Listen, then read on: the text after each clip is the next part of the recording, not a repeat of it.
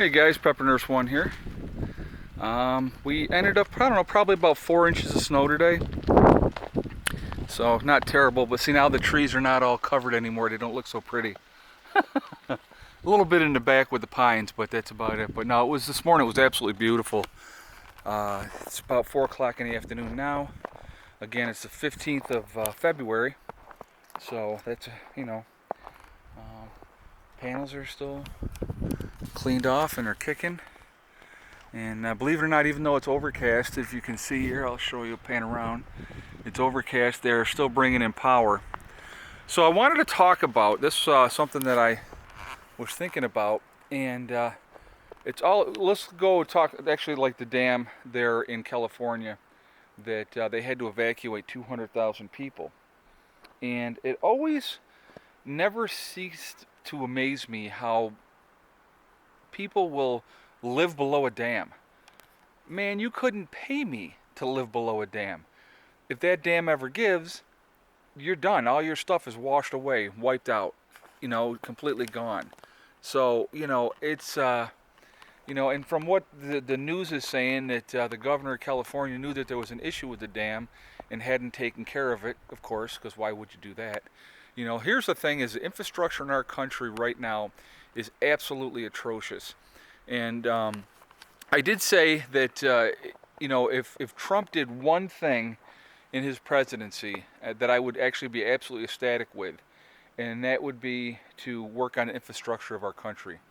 The dams, the bridges, the roads, the water, and also the electrical system. Everything needs to be done. Everything needs to be upgraded. You could put millions of people to work, and pump money into the economy and grow the economy. It would be incredible.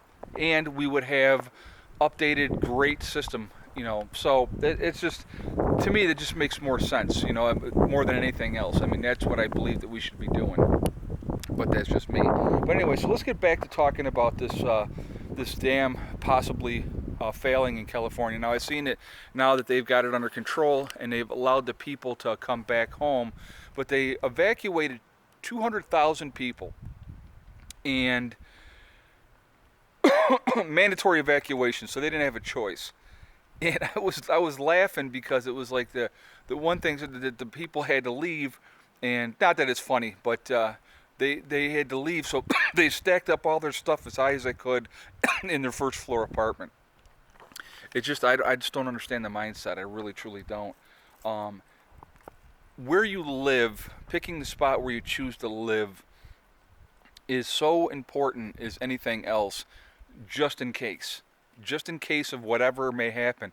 And that's a perfect example of a just in case situation. What if that dam had broken? Excuse me, I swallowed something wrong. What if that dam had broken? All those homes would be wiped out. Those people would lose everything. It would be billions and billions of dollars worth of damage. Like I said, when we looked for our location to live, one of the things that I said right from the beginning is I want to be in the hills. I want to be higher elevation. The main reason for that was flooding. Flooding can happen at any time, anywhere. And my thing was, if it flooded so bad up here that the water rose up here, I'm going to need the ark, because we are way, way up. And that's why I picked this, location strategically.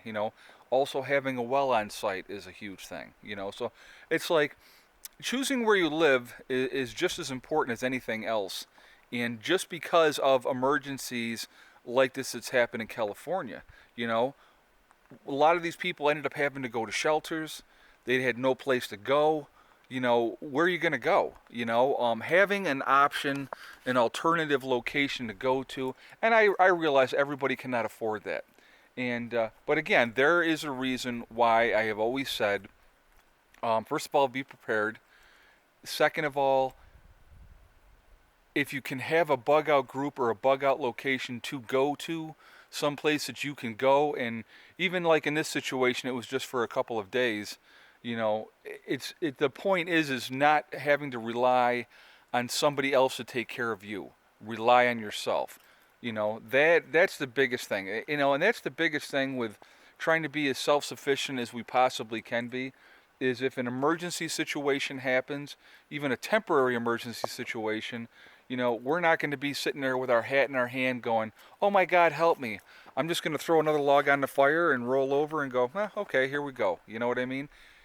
It's all about being ready for whatever.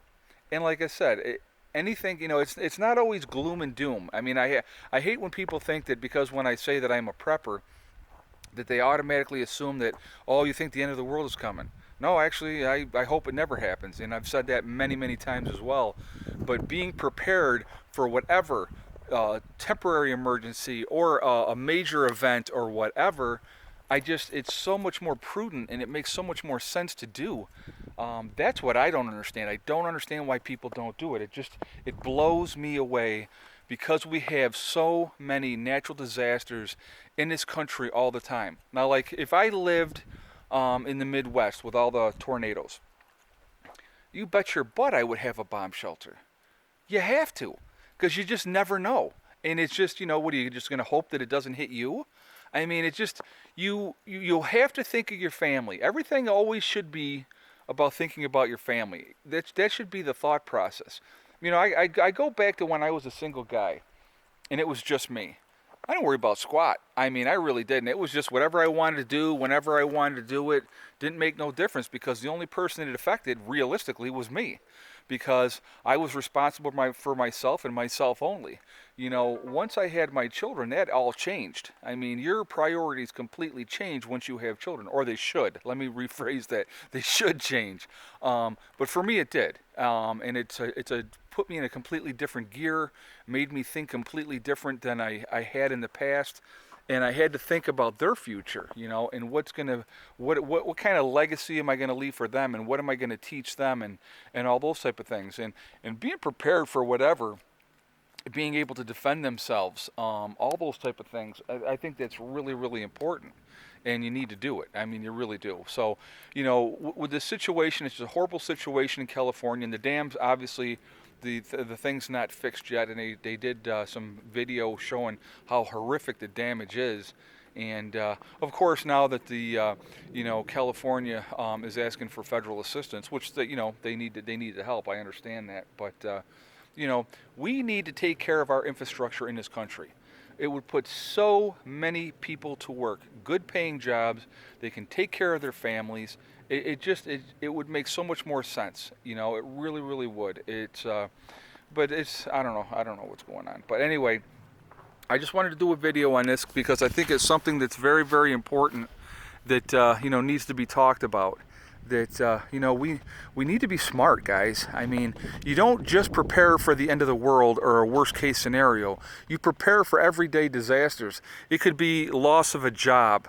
Death in the family, that unexpected, the main breadwinner passes away. What are you going to do?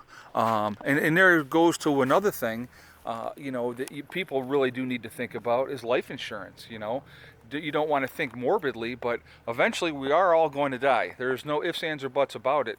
So, the smart thing to do is to think about your loved ones, and if something happens to you, how are you going to help support them if you're gone? And life insurance is definitely, a huge, huge thing. I have life insurance on myself, to go to my children if something happens to me, so that they can continue to stay here and live comfortably and not have to worry about things for quite a while, actually. So, those are things you got to, really need to think about. And but I don't plan on going anywhere anytime soon, so I'm not too worried about that. But like I said, it's like you have to think about the unforeseen, being prepared is so smart that it's like it's so stupid that people don't do it, and it blows me away that people just don't get ready. And this is again another great example of what would you do. Here you are, you're sitting at home, and all of a sudden, wow, now you got a mandatory evacuation for whatever unforeseen event, and even if it's temporary, where are you going to go? What are you going to do? Do you want to be jammed up with, 8,000 of your closest friends? I sure don't. I don't want to be jammed up with anybody like that. That would be insane.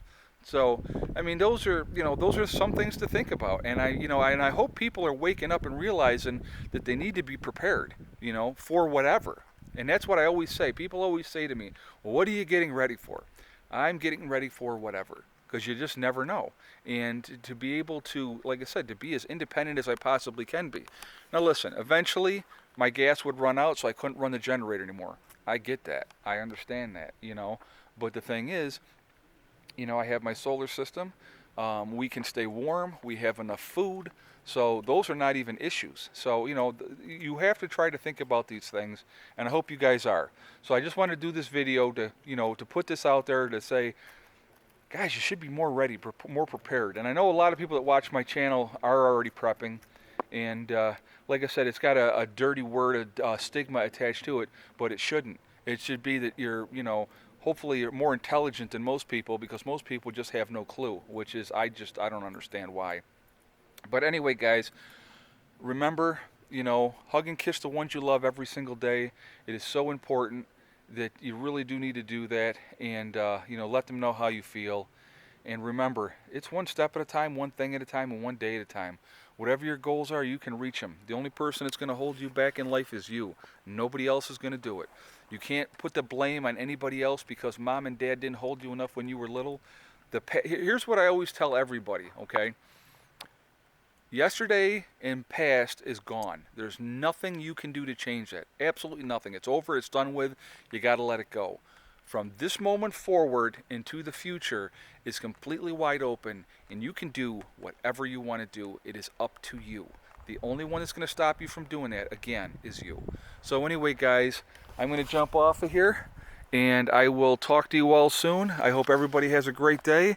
And they're talking that our weather's going to be warming up here after tomorrow. It's going to be a cold day, but then after that it's going to start getting nicer.